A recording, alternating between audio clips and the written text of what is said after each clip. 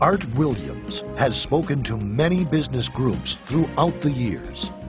The following speech was delivered to the 1987 National Religious Broadcaster Convention and has become a classic example of Art's philosophy on winning in business. It is simply entitled, Do It.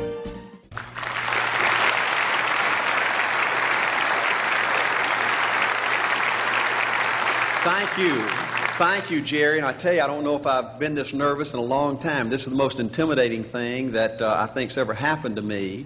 An old dumb South Georgia football coach speaking to a bunch of TV personalities like many of you, many great evangelists in the audience, and who put me between Falwell and Swaggart on the same night just totally blows me away. But I'll try to give it my best shot. I was asked to talk to you about how to win in business. I think it's a good subject for you to think about because I believe business in America is in a crisis situation today. All you have to do is read the paper and every month see our trade deficit, and it's just a very depressing situation. And to speak to you about how to win in business, there's a lot of obvious things I could talk about. You first have to find a need. You've got to fill a need for a consumer out there. You've got to have a market. You've got to have somebody to sell your product or your service to. You've got to, if you really want to get big and win big, you've got to have a uniqueness. There's got to be something a little bit different from you than all the competition out there. But by far the most important thing you've got to have to win in business in these United States today is a very unique kind of mental toughness. I believe the difference in winning and losing in the free enterprise system is so small, it's almost too scary to talk about. You can do 99% of the things right in business, and yet if you don't possess what I call that winning edge, that mental toughness, folks, it's impossible to win. I believe the thinking in corporate America has been screwed up over these last 20 or 25 years, and I believe this screwed up kind of thinking started in our big liberal universities today.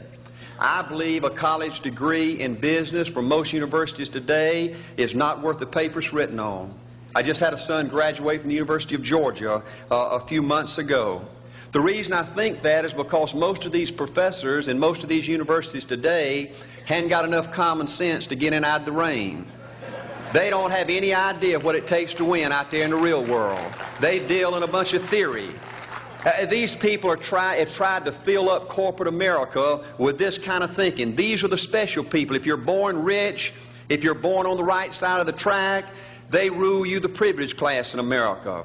If you're born poor from an average, ordinary background like I came from, they say you're supposed to give up all your big dreams and all your big ambitions and all your big hope. If you have a high IQ, they rule you brilliant. If you have an average IQ like me, they say you ought to drive a truck or be a janitor.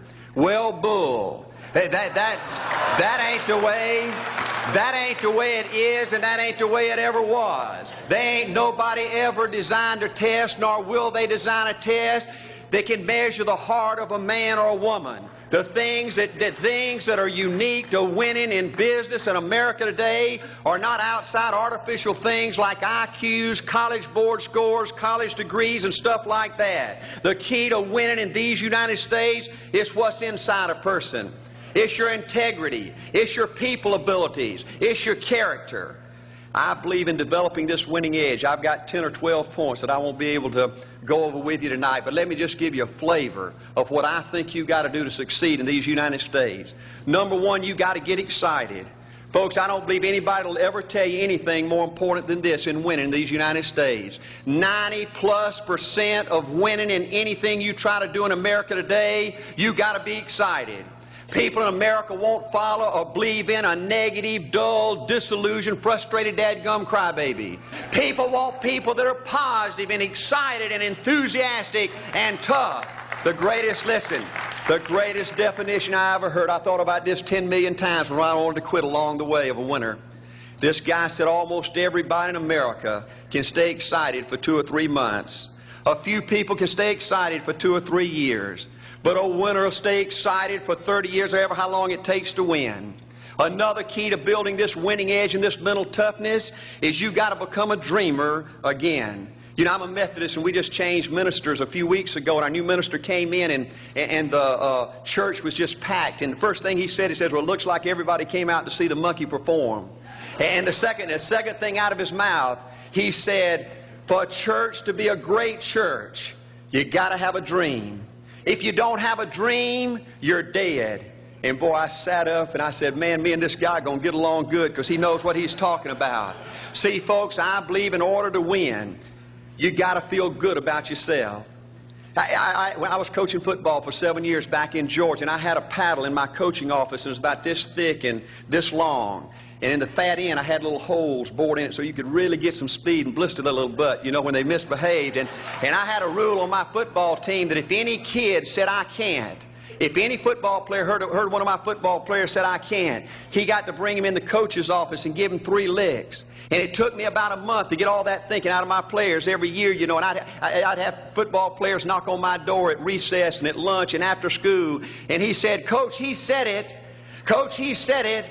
And I'd make that kid bend over, and I'd give that other kid the board. He'd bust him 3 times. And folks, it didn't take long. You couldn't create a word game to get one of my kids to say, I can't. Bring it home a little bit more personal. When April and little Art were just this little and could understand words, every time they said, I can't, I made them do 3 push-ups. Folks, there ain't nothing you can't do in America if you want to bad enough. Another key in building this winning edge is, folks, you got to stand for something. People in America, the good people in America, are fed up with these dadgum fence sitters and mealy mouths. Corporate America has an especially black eye in business today. Most people in America think you can't find a company. They think you can't find a salesperson that'll tell you like it is and stand behind their word. They think these companies will sell anything, say anything, just to make a sale, just to make a profit. Well, you know what? Folks, if you want to win in the free enterprise system in America today, you got to stand for something. And another point, thank you, is yes, you're going to be controversial. Folks, if you want to win in these United States today, just get ready. You're going to be controversial. The only way not to be controversial is to be average and ordinary. They just call me anything but average and ordinary. Now, I know some of you might say, well, you know, I don't think I like Art Williams. You know, he sounds like an old tough butt to me. Well, folks, I'm telling you, you can be good and tough at the same time.